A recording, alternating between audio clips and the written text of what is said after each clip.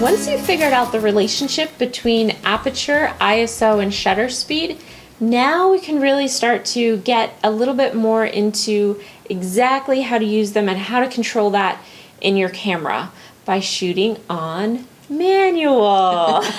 That's right. We don't want you shooting on automatic mode. If you're going to be a professional photographer, you absolutely need to know how the manual modes on your camera work. Yeah. You don't want to be shooting on P, because that just means that the camera is looking at the situation as a whole and just guessing what it is that you want.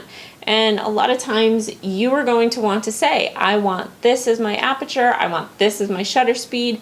What do I have to do to get that? Because the look I want is this. You want to capture the action. You want to isolate something away from the background. Those are things that are really hard to do if you're just letting the camera take over. So we want you to be in control. Yeah.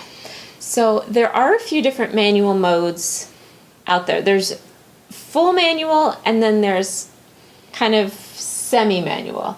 All are good. It's all what works best for you. I shoot on full manual because I really like the entire control of the camera to be in my hands. And Allison, you shoot a little bit differently. Exactly. I usually don't shoot on full manual mode. I like to use shutter priority mode or aperture priority mode.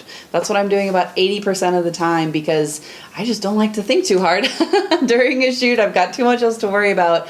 When I know an effect I want to create and I know, for example, the aperture is going to make that happen, I let the camera decide the rest of the puzzle pieces, so to speak. But I like semi-manual modes because it lets me achieve the look I want without having to do all the math for the rest of the puzzle, and yet the photo still comes together. So really we encourage you to play around with both kinds of modes.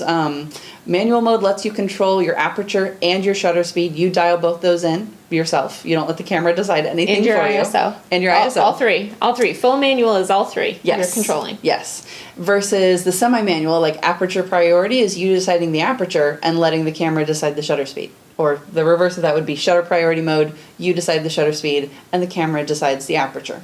And I think in those modes, some cameras also have the ability to do the auto ISO. You set the limit, you set the high limit of the ISO, and then it'll figure out what else it needs to do to achieve that. So aperture priority, you set the aperture and it figures everything else out. Shutter priority, you set the shutter. So that's something that you might want to use for action shots where you know that you want at least a 1/1000th of a second. Maybe you want higher than that. Maybe it is like world's speediest dog and I better be at, 1/2000th of a second. Yeah, absolutely. You can control that however you want. So we encourage you to play around with these different shooting modes because they are really different and they're going to require just paying attention to your camera in a different way. So we want you to get comfortable with whatever feels best to you as long as you're off of auto mode. Don't be on auto mode. Yeah. Don't take the easy way out because you're just not going to be able to create the images that you're envisioning. Yeah, and one more thing about manual mode, full manual mode, oh boy, is you really have to be careful about watching your camera's internal light meter. You really have to make sure that you're in the middle, because sometimes your lighting changes and you're just going, and then you realize you look at the back of the camera and you go, oh, it got a little bit darker and I forgot to make a change. This has happened to both of us when we're shooting during a session and the clouds roll in. Right. And that affects the light. Or maybe the clouds go away and the sun is fully out and suddenly we're like, whoa, every photo is very bright, very overexposed. Yeah. That's something you have to pay attention to. So that's a reason why one of the semi-manual modes would be really good because you don't have to think about that so much.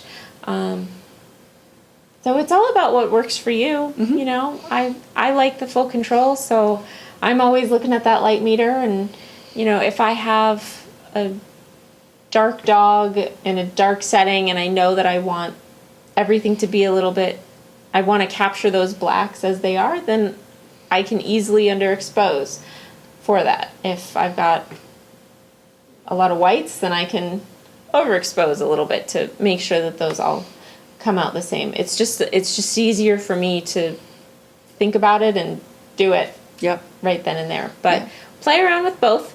I would suggest starting with one of the semi-manual modes. Start there.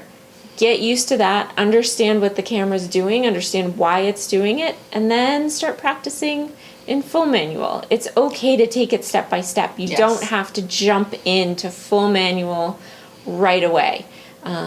But we do think that mastering full manual mode, so that if the situation arises Yes. and you need to be in full manual mode, is super important. So be comfortable enough to use it, even if it's not the setting you're going to find yourself on most of the time. Yeah, for sure, for sure. But yeah, practice, have fun.